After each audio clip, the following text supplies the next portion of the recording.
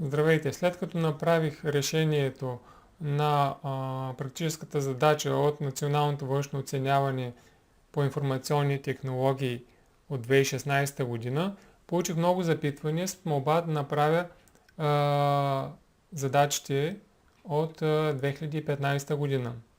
Така че сега в този урок ще реша теста и ще реша практическата задача от 2015 година. Започвам първо с теста. Така. Национално външно оценяване на дигиталните компетентности в 10 клас. Юни 2015 година. Модул 1. Примерен тест. Първо. Видеофайл с размер 4 905 253 кБ може да се съхрани на. Така. 4905 мегабайта, които се равняват близо на 4,8 гигабайта. Могат да се запишат на най-големия капацитет е на DVD диска. На другите не може, защото размерът им е по-малък. Втора задача. След извършено търсене на файлове по определени критерии е показан следния резултат. Така виждаме файловете с техните характеристики. Вижте, в последната колона Size те са подредени в намаляващ ред от най-голямо към най-малко. Кое от твърденията е вярно? Намерените файлове са, верният отговор е по размер, намаляващ ред. Трета задача. Какъв е типът на данните съхранени в HTML файл? Текстови, графични, звукови и мултимедийни. Така, в HTML файла се използва текстов тип на данните. Има тагове с имена на файлове, но всичко е в текстов вид.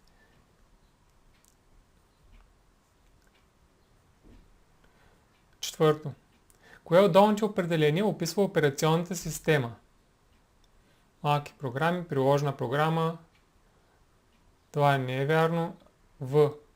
Набор от специализирани програми, които се използват за демонстрация на софтуер, не е това. И верният е Г.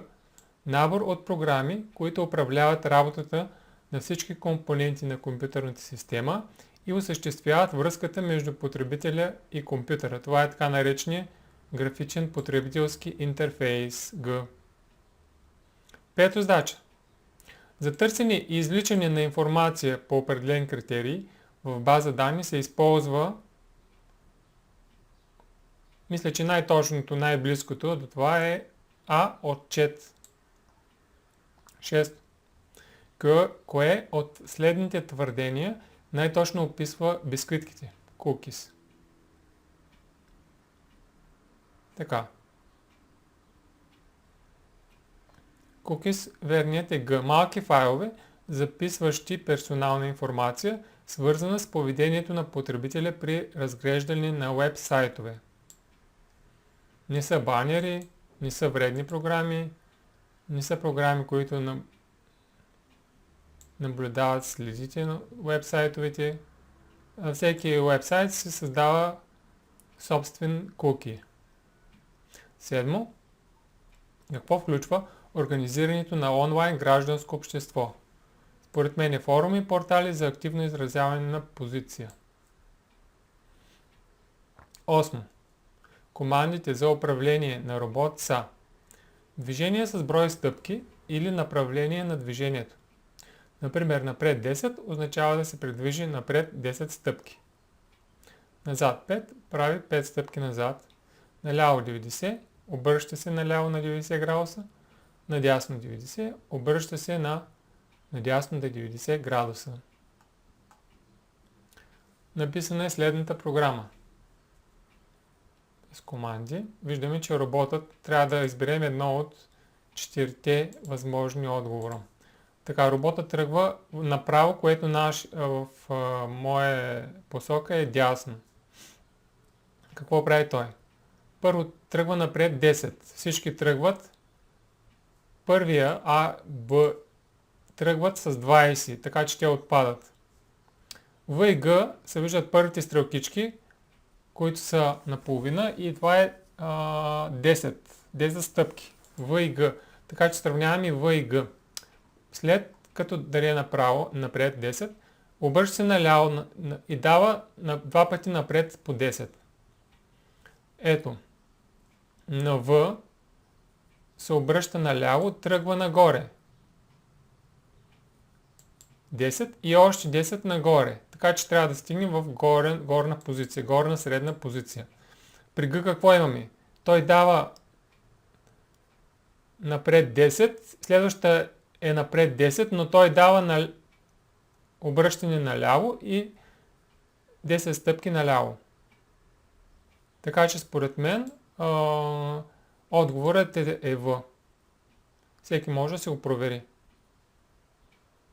Така, пак ще кажа, напред 10, наляво 90, напред 10, напред 10, наляво 90, надясно 90, напред 10, надясно 90, напред 10, надясно 90, напред 20, надясно 90, напред 10 В.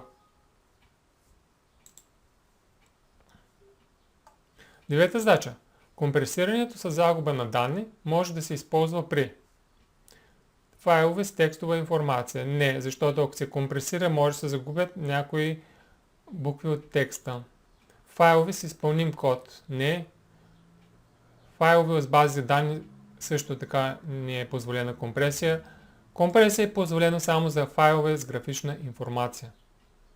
Компресията означава намаляване на размера на файла, като се губи определена информация. Или за определени пиксели се губи информацията. 10-та задача. Кой от компонентите е означен от цифрата 3? С 1 е USB порт, с 2 е DVD записвачка, с 4 е VGA изход за монитор. Верният отговор за трета позиция е One port, това е за мрежов кабел. 11 задача. За отчитането на вашите дейности по зададен проект е необходимо да се изпрати файл с вашия отчет до координаторите по проекта. Дадени са 3 имена и 3 имейла. Прозорец по-долу показва введените полета преди изпращане на съобщението. Така. Изпраща го Петър Добрев до Евгений Петров към mail.bg, копие Георги АБВ.bg. Виждаме, че тук е сбъркан имейл адреса. След Георги трябва да има маймунско А, а не точка. Така че на този човек, на Георги, няма да се изпрати, тъй като е сгрешен имейла. И скрито получава Иван Стоянов. Докладът е прикачен. Посочете кои твърдения са верни. Правилно са въведени електронните адреси на координаторите. Не е вярно, заради Георги. Прикаченият файл ще бъде изпратен на Евгений, Георги и Иван. Не е вярно. Прикаченият файл ще бъде изпратен на Евгений и Иван. Това е вярно.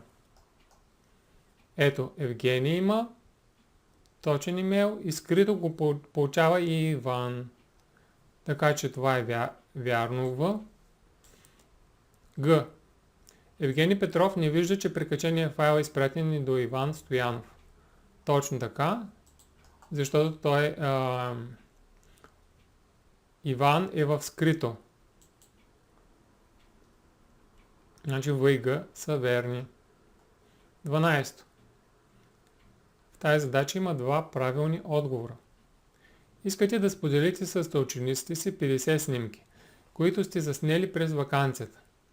Снимките са с високо качество и всяка от тях е с големина поне 5 МБ. Кои от изброените действия са най-удачни за тази цел? Ще изпратите всяка снимка като прикачен файл в отделно електронно писмо до всички свои съученици. Това е според мен не е добре, тъй като трябва да се изпратят 50 снимки до имейлите на всички съученици. Това отнема много време и безсмислено. Ще групирате снимките в отделни електронни писма като прикачени файлове, като внимавате да не надвишите размера на обема на писмото. Така може повечето почти разрешават до 20-25 мегабайта прикачени файлове. Така че при Б ще се намалят броя на имейлите, които ще се изпратят, но пак не е оптималният вариант. В. Ще съберете снимките в общ архив, ще го качите на сървър, до който имате достъп и ще споделите чрез електронна поща връзка за сваляне на архива. Това е приложимо. Според мен най-добре е да се използва облак. Някакъв облак, Dropbox или Google Drive, Docs или други. Така че целта е снимки да се качат на едно място и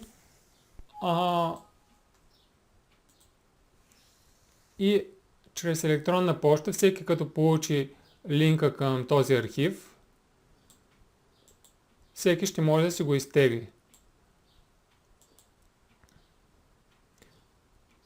Това е най-бързо и най-ефективно. Ще качите снимката в онлайн галерия, до която имате достъп и ще споделите връзка към нея чрез електронна поща до съучениците си. Това също е приложимо и може да се направи. 13. Има два правилни отговора. Зададени са следните настройки на антивирусната програма на вашия компютър. Точно не виждам каква антивирусна. Според мен е Defender, Microsoft Defender. Така. Включена е защитата в реално време. Сканира се всички изтеглени файлове, наблюдение на използване на файловете и работа на програмите на компютъра, наблюдение на всички файлове, разреши наблюдение на поведението. Какво ще се случи, ако отворите файл, получен по електронната поща? Антивирусната програма ще го сканира за вируси. Вярно? Антивирусната програма ще го сканира за вируси само ако файлът е архивиран. Не е вярно? В антивирусната програма ще спре достъпа на файла до вашия компютър, ако файлът е заразен. Това също е вярно. Антивирусната програма ще създаде резервно копие на файла на твърдия диск. Не е вярно. 14. Има два правилни отговора. В пощенската кутия е получено следното съобщение. Последно предупреждение. Вашият имейл квота е почти надхвърлен. Като се започне от 5 април, ние мигрираме към нов имейл интерфейс, така че ние сме в момента прави поддръжката на нашия сървър. Моля, кликнете на линка по-долу, за да въведете и актуализирате профила си и да се избегне загубата на вашата пощенска кутия. И даде някакъв линк на michelgodro112wix.com, някакъв странен линк. Кои от действията следва да бъдат предприети, за да се гарантира защитата на данните и дигиталната идентичност на получателя на електронното писмо? Така. Да се използва връзката в полученото писмо за предотвратяване на загуба на информация. Така. Всеки може да се подведе, но това е спам, това е така наречения фишинг. Първо като започна, като чета писмото, виждам, че има грешки, така че това не е писано от българин, според мен. Последно предупреждение. Това е с цел да оплаши получателя на писмото. Целта на никоя Никой имейл доставчик не изисква от клиентите да ввеждат допълнително техните си данни. Така че ако вие кликнете на линка и попълните данните, вие ще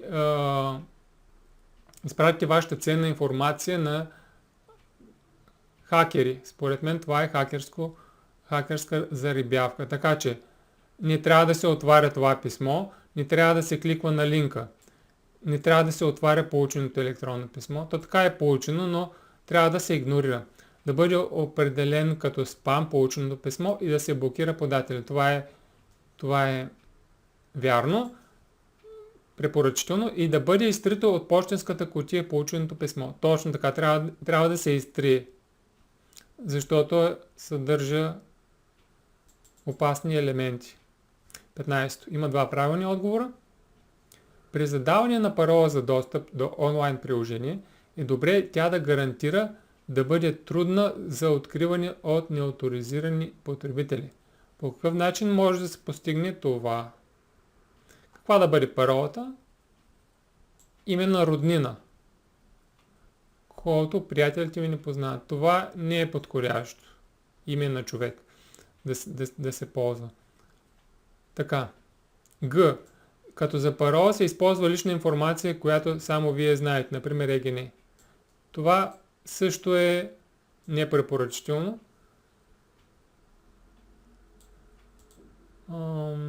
И лесно може да се разбие, ако се използва ЕГН или име на роднина. Така, Б. Като се зададе колкото се може по-дълга парола. Точно така, колкото е по-дълга, толкова е по-трудно за разшифроване. И В. Като се използват не само букви и цифри, но и други знаци. Може да се използват други знаци, като маймунско А, диез, долар, тире и други. Значи Б и В са верните отговори. 16 задача. При преглед на информацията, след проведено от вас търсене в интернет, вие получавате съобщение в браузъра, че вашият компютър е с проблемни настройки. В това съобщение ви се предлага... Извинявам се, скочи този прозорец. Това съобщение ви се предлага инсталиране на допълнителна помощна програма за решаването на тези конфигурационни проблеми, както и за отстраняването на засечени вируси във вашия компютър. Какви действия ще предприемете? Ще позволите инсталирането на тази програма, за да получите предложената експертна помощ за решаването на проблемите във вашия компютър, тъй като вие нямате достатъчно познание за самостоятелно решаване на посочените проблеми. Така, мисля, че това е грешно. Така, да анализираме. Каква е тази програма? Значи, влезем си в даден сайт след търсене в интернет и браузъра ви казва, че компютърът е с проблемни настройки и може да има вируси. Това не е реално. Това е грешно или, както в предната задача, целта е да инсталират някаква зловредна програма, която ви лъжи, че имат някакви проблеми. Така, ще позволите инсталирането на тази програма. Това не е вярно, не е препоръчително да се инсталира програма. Трябва да се игнорира съобщението за проблем, понеже то не е в резултат на проведена диагностика. Няма как от браузъра да определят какво има на целият компютър, на всички файлове. Ако имате проблеми, ако искате да диагностицирате компютъра, трябва да се използват антивирусна програма за троянски коне, която трябва да сканира целият компютър, което отнема определено време, повече от 15-20 минути. Така. Ще игнорирате съобщението за проблем, понеже то не е в резултат на проведена проверка, а е заребяващо съобщение. Точно така, заребяващо или фишинг. Ще откажете инсталирането на програми с неясен произход. Това е вярно. 17. Кои от изброените правила осигуряват комфортна и безопасна среда на здравето на човека при работа с компютър? Разстоянието между очите и монитора да бъде 20 см. Грешно. Много е малко това разстояние. Валчите трябва да бъдат сгънати под прав ъгъл спрямо повърхността на бюрото. Това е вярно. Колените трябва да бъдат сгънати под прав ъгъл. Вярно. Трябва да се работи на компютър в стая, където има смесена светлина, слънчева и изкуствена. Това не е препоръчително да се смесват светлините.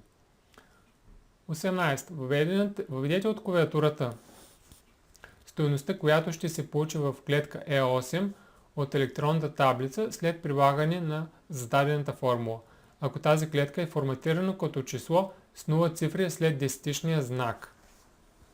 Така.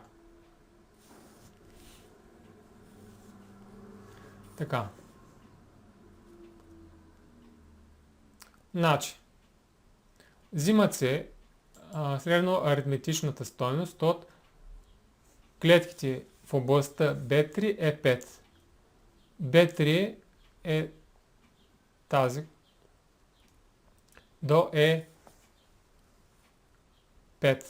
Това са 12 клетки. Трябва да се намери средно аритметичното. Средно аритметичното се намира, като се съберат стойностите и се разделят на броя на клетките. Така, можете да го направите в Excel, а може и на ум. Първата колона е 14, втората колона е 16, значи общо 30. 30 до сега. Тук имаме 15 и тук имаме 15, значи общо 60 е сумата на тези клетки. Като се раздели на броя на клетките, а то е 12, 60 делено на 12 се получава 5. Или в клетката, където е введена формулата, ще се получи числото 5. Отговор 5. 19 задача. Даден е фрагмент от електронна таблица, в която клетките от втория ред се изчисляват по показания начин. Така, това е таблица с колоните A, B, C, D и редовете 1, 2. Целта е да намерим в B какво число трябва да има. Така. В таблицата, в графиката се използват стойностите отдолу. Така че, първото А е равна C1 плюс A1, C1 плюс A1 е 6, делено на 2 е 3. Тук ще има една тройка. Тройка в А2. C1 минус D1, 3 минус 2, 1. Тук има 1. А1 минус D1, 3 минус 2 е 1. И в D2 е записано B1 делено на 2. Обаче B2 не е известно. Така че каква стойност би трябвало да има в B1? Така, тук има 3. 1 и 1. И тук колко има е въпросът. Гледаме отдясно графиката. Значи, имаме един сегмент, голям, който е равно на 3. 3 дяла. После имаме B и C по 1, или зеленото и виолетовото, които са единици с равна площ, и остава розовото. Но виждам, че розовото е равно като зеленото и виолетовото, което би трябвало да е 1. Така че в D2 би трябвало резултатът да е 1. За да е 1, B1 колко трябва да е? B1 трябва да е 2. 2 делено на 2 се получава 1. Така че в клетката B 1. трябва да е числото 2.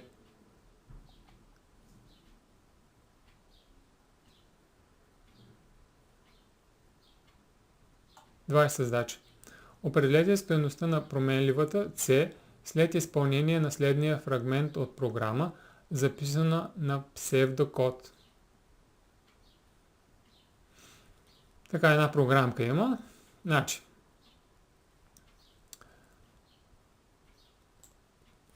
може да се копираме и да отворим някаква програма, примерно Word.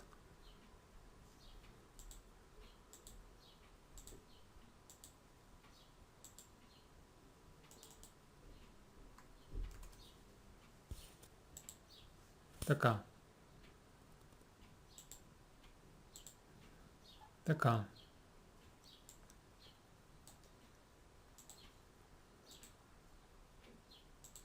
Така. А е 40, Б е 80. Обаче тук Б е равно на минус А или минус 40 минус 2 2 по 80.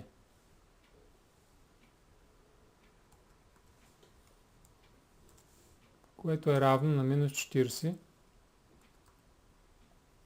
минус 2 по 80 е 160.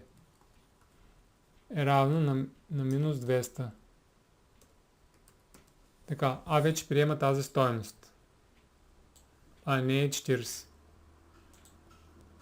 Ако А е по-малко от Б, ако 40 е по-малко от минус 200, това е минус 200 е по-малкото число, така че това е грешно. Така че, ако е вярно, се изпълнява това. Ако е грешно или в противен случай, се изпълнява това. Така, значи идваме тук и C е равно на А, което е си остава 40, равно на 40 минус 2 по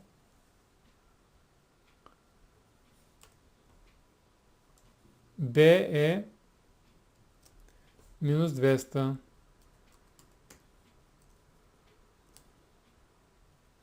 Което е равно на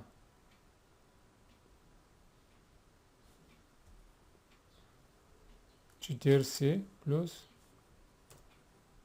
минус 2 по минус 200 прави 400. Което е равно на 440. Така че C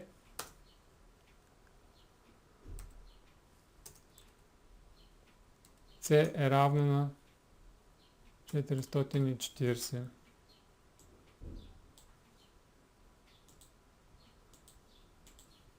Това е задачата. И това е последната задача. Сега тестът е готов. Остава да направим практическата задача. Сега следва модул 2 или примерната задача. Под име на състезание.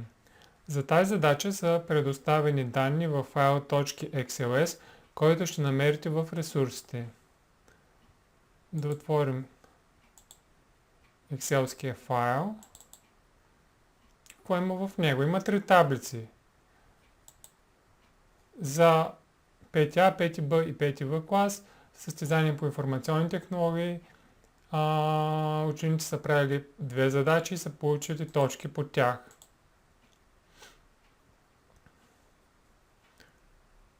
Да видим условията на задачата. В училище е проведено състезание по информационни технологии за учениците от 5А, 5Б и 5В клас. В файл .xls са дадени данните за точките, получени на състезанието с 2 задачи. Общия бал за всеки ученик се формира като сума от резултатите от двете задачи. Всички точки се закръгляват до цяло число. Създайте справка, която отговаря на следните изисквания.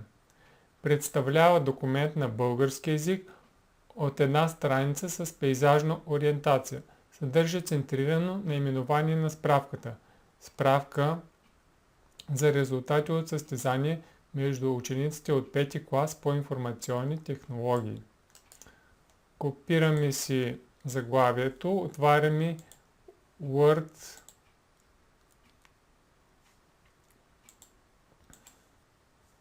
нов празен документ. Така, ще го направя на изглед One Page, за да се види цялата страница.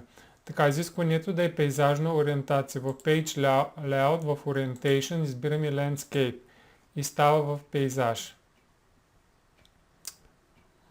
Ще увелича изгледа. Така, поставям заглавието. Заглавието изисква да е по-голям шрифта. Примерно 26 центрирано. Така. Минавам надолу. Така. Документ с заглавие на справката. Така.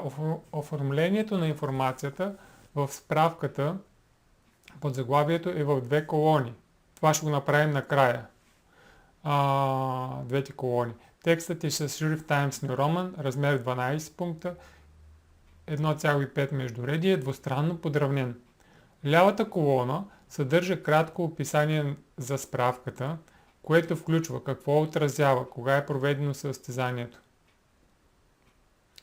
общ брой на учениците, кой е бил класът с най-висок бал, средния бал на учениците от 5 клас, закръглен до цяло число.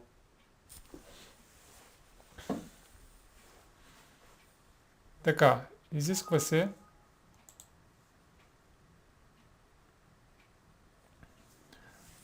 общия брой на учениците да определим, кой е класът с най-висок бал, средният бал на учениците от 5 клас, закръглен до цяло число.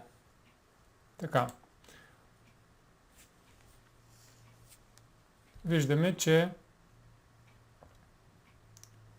общия брой на учениците е 24 плюс 20 44 плюс 22 66 ученика.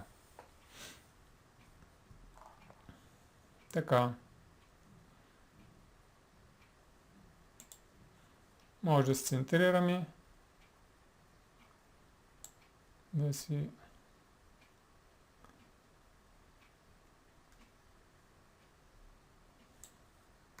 копираме текста в Word, като тук в ляво подравняване избираме шрифта 12 пункта, както се изисква. Поставяме текста.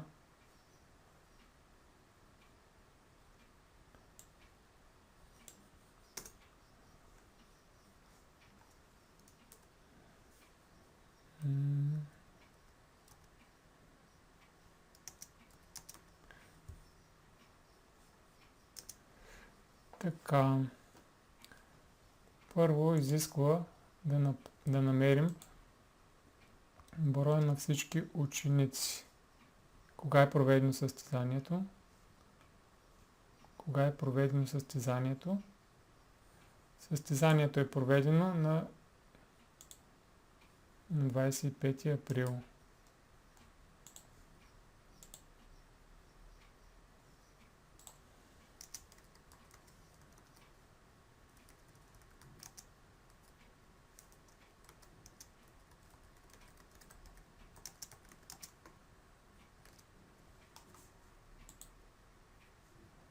Така. Общия брой на учениците е 66.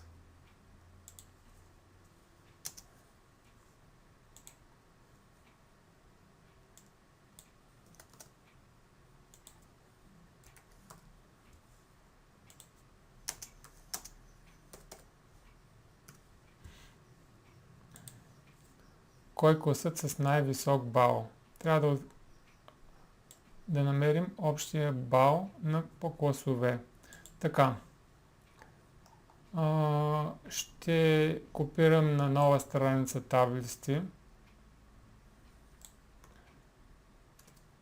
Даваме плюса да отвори нов лист. И поставяме първата, после втората,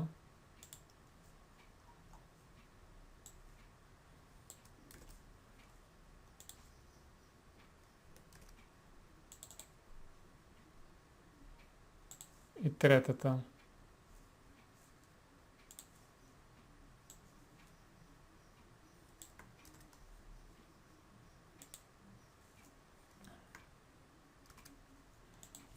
Добре, сега трябва да сложим още една колона, общо точки, точки.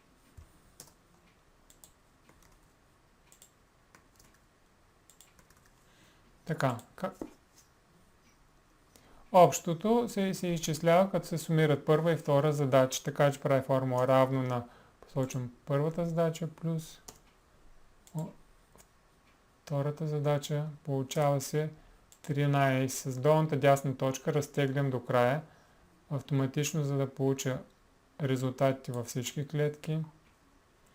Аналогично на следващия клас.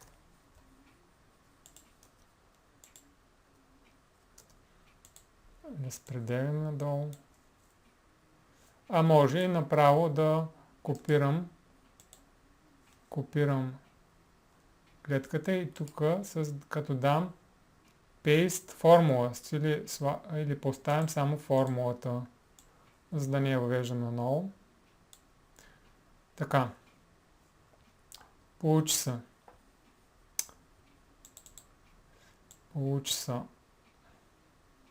общия брой точки.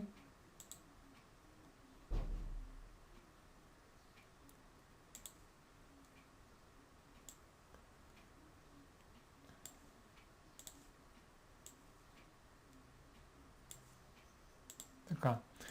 Трябва да намерим средно за класовете. Ето тук в тази клетка ще изчислим средния бал. Средния бал се изчислява като се сумират общия брой точки на всички ученици и се раздели на броя на учениците. Така че в тази клетка ще направя в жълто. Това ще е средния бал на класовете. Така. Сега, използвам функцията. Влизам във Formulas, менюто и от AutoSum избирам Average или средно аритметично. И маркирам числата, които трябва да се изчислят. Клетките, които трябва да се вземат предвид. И давам Enter и се получи за петия клас средният бал. Същия начин за B клас. Average. Маркирам областта и давам Enter.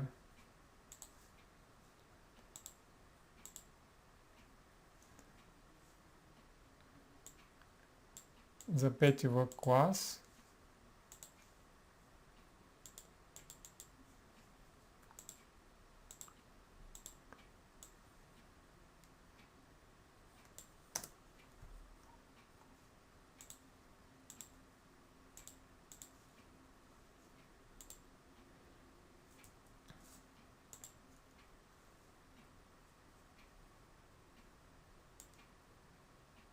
така. Тук долу мога да се направя една табличка с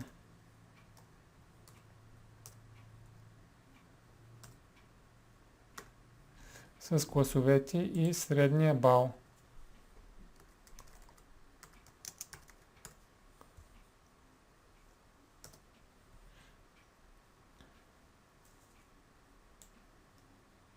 Така. 12,75.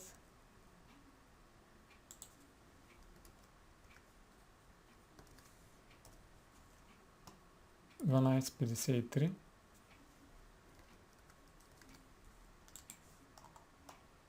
И 13,72.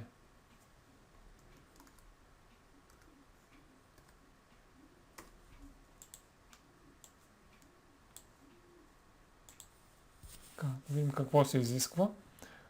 Общия брой на учениците. Кой е класът с най-висок бал? С най-висок бал е 5 В клас, 13,72.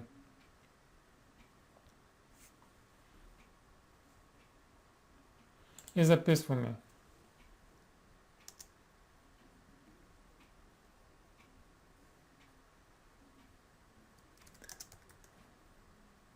С най-висок бал е 5 В клас.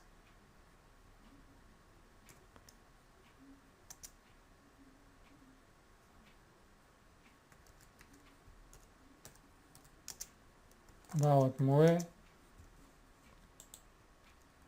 13,7 точки.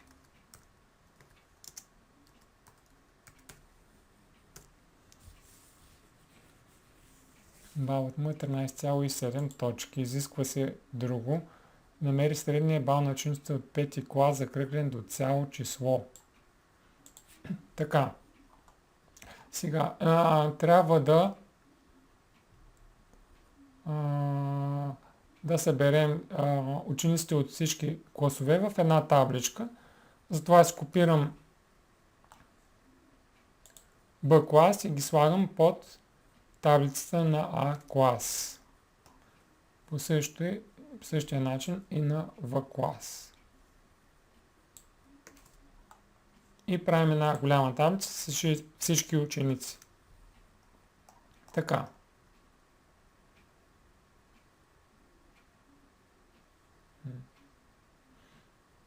Така.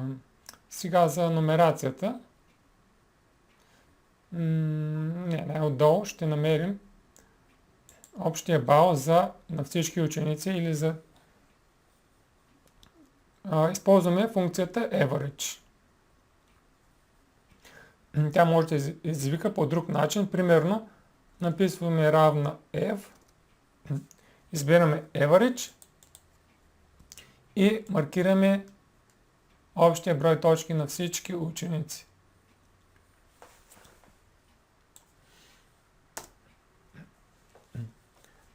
Получи се общ бал.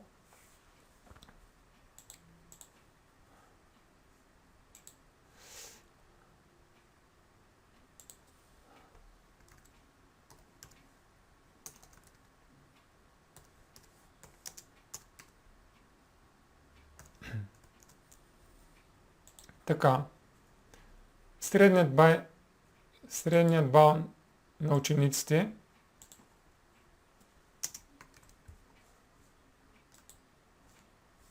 от 5 клас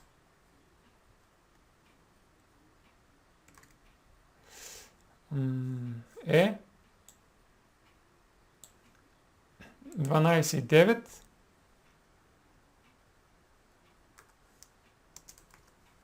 е 13.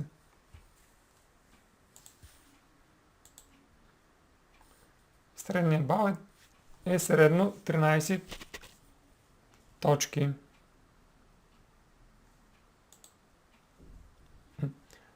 Под описанието на справката се съдържа списък с имената на всички ученици, които имат най-висок бал.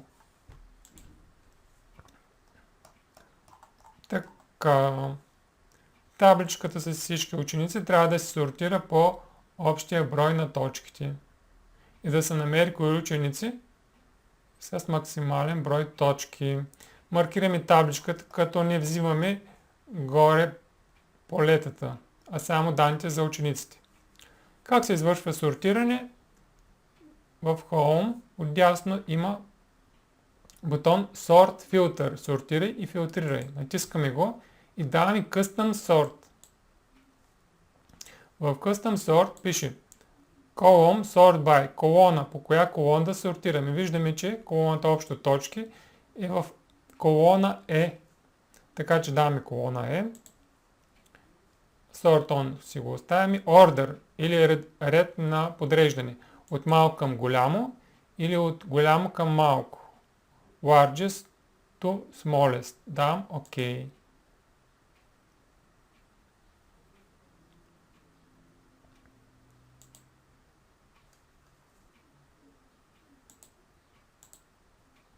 Трябваше да дам largest to smallest. OK. И се вижда, че тези три ученици имат максимален брой точки. Под описание на справката се съдържа списък с имената на всички ученици, които имат най-висок бал. Добре.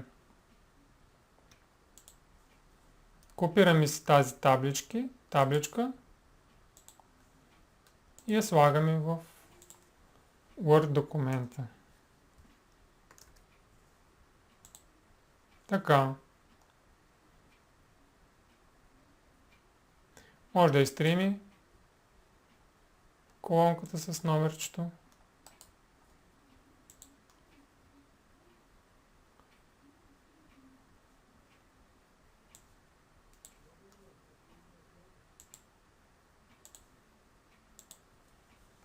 И записваме.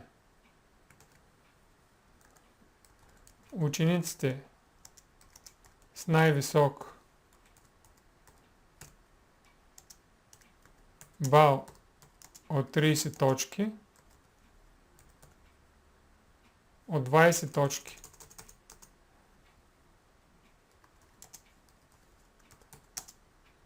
са и отдолу имената.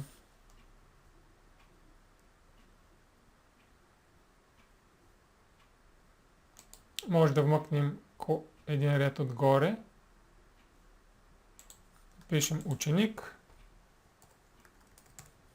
Първа задача.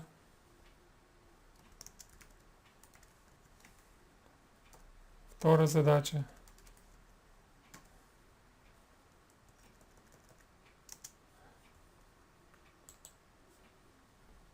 Общо точки.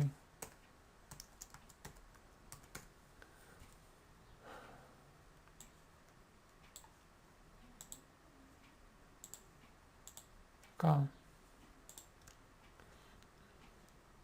Дясната колона съдържа диаграма, даваща възможност да се сравни средният бал за всеки клас спрямо максималния бал. Тук са средните балове. Максималния бал. Веждам нов ред с максимален бал.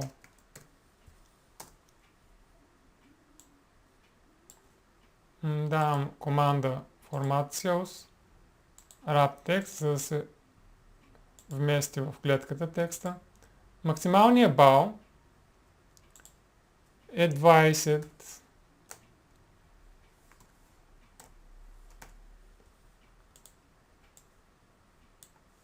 На базата на тази табличка ще създам диаграма, като ще вмъкна колонна диаграма.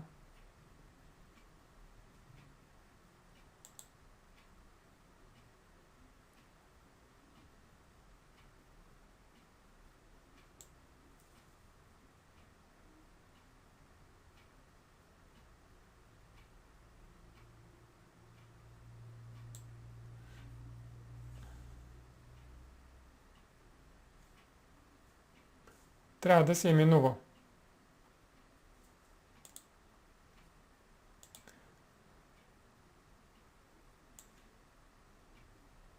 Има заглавие, обозначение на осите.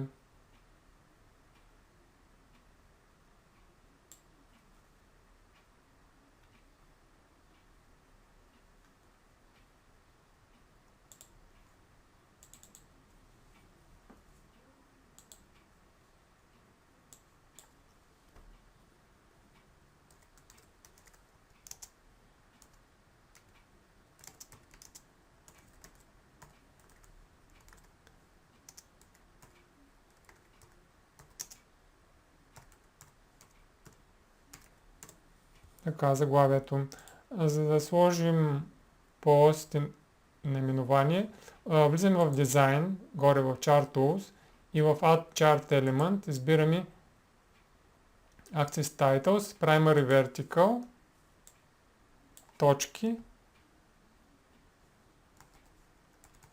точки, а по хоризонтала трябва да вмъкнем Horizontal Class.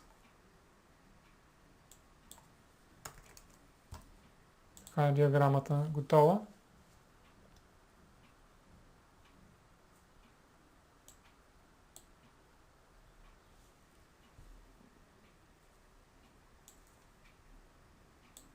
Копираме я.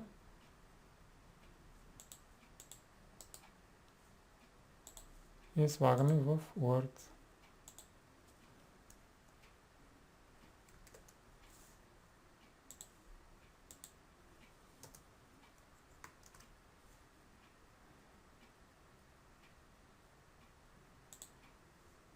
Така.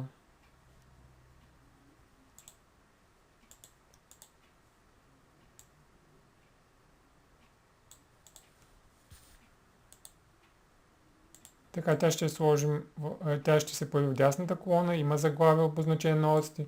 Под диаграмата е записан анализ текстова форма за представянето на учениците от третия класа, включва съпоставка спрямо максималния бал и съпоставимост на резултатите между класовете. Анализа на резултатите го правим като пишем най-висок бал от 13,7 точки има 5 В клас, най-нисък бал от 12,5 точки има 5 Б клас. И може да направим съпоставка в проценти спрямо максималния бал. Правим като процентите ще ги получим по следния начин. Равно на и делим средния на максималния бал. И се получава едно число. Съответно за третия класа. Форматираме ги като процент, формат cells, в number категория избираме percentage. Като decimal place ще го закръгля на 0, за да се получат чисти проценти. И виждаме. 5 В клас е получил 69% от максималния бал.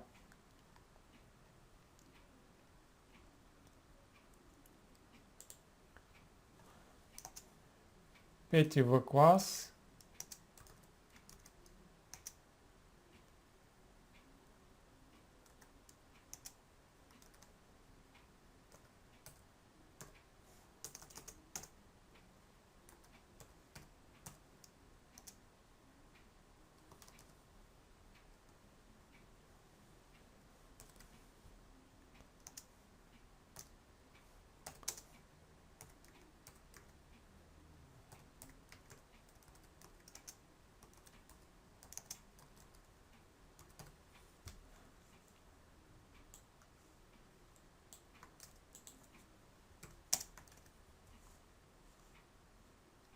може да скопираме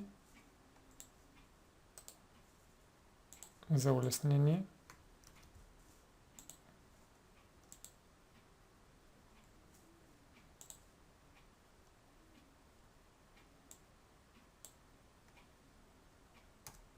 За Б клас имахме 63%.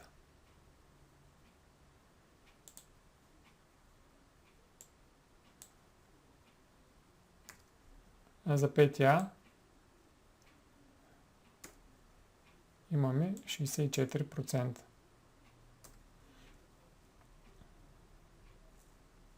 Така, това е анализа.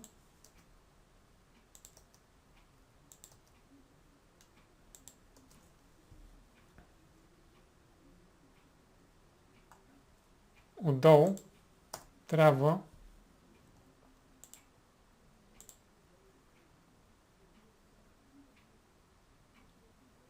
долу вдясно на втората колона е посочена дата на създаване на справката и е записан изготвил справката.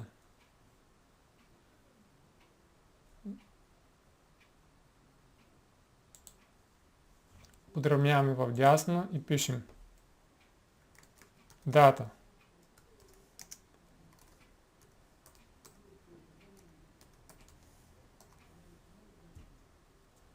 И отдолу изготвил справката.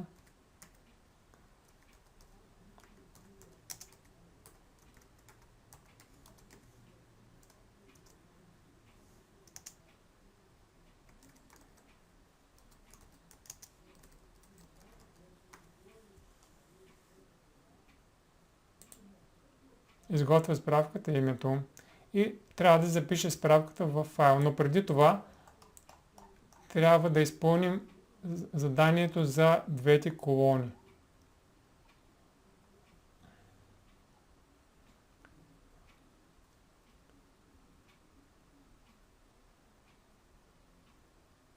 Ето оформлението на информацията в справката под заглавието да е в две колони и шрифт Times New Roman 12 пункта.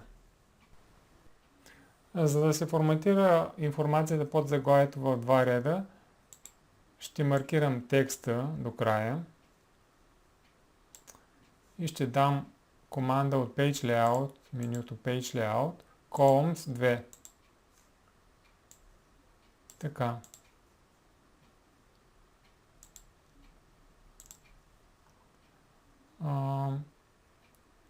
Текстът е форматиран в Times New Roman, но трябва да бъде зададен междуредие. Влизам в параграф и в междуредие, което на английски означава line spacing,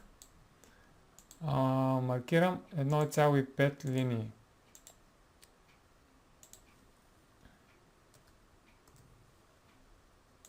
Ще направя всеки ред на отделен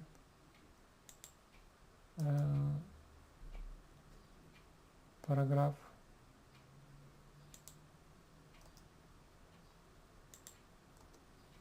Така. Изтезанието е на 25. Малка корекция. Така. Лявата колона е изпълнена. В дясната трябва да се събере и датата и изготвя справката. За целта ще намалим марджините отдолу и отгоре.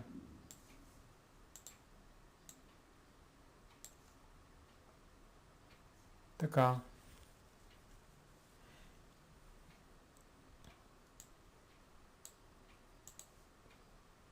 Текста под графиката също ще го направя в двустранно подравняване.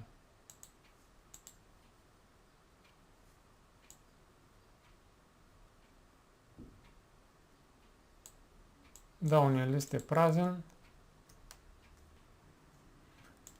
Това е решението на практическата задача. В момента файл е в формат Word, но в примерната в заданието се изисква справката да се запише в файл в PDF формат. Как ще го направим? Като дадем файл Save As, име на файла справка.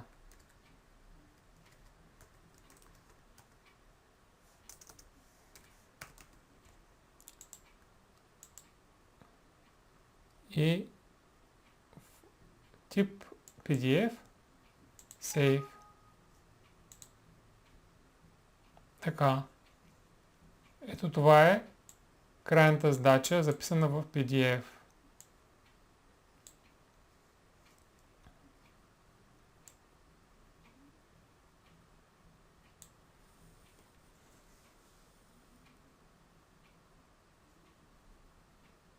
Благодаря ви за вниманието. Очаквайте и видеоклипове за решението на практическите задачи през 2017 година.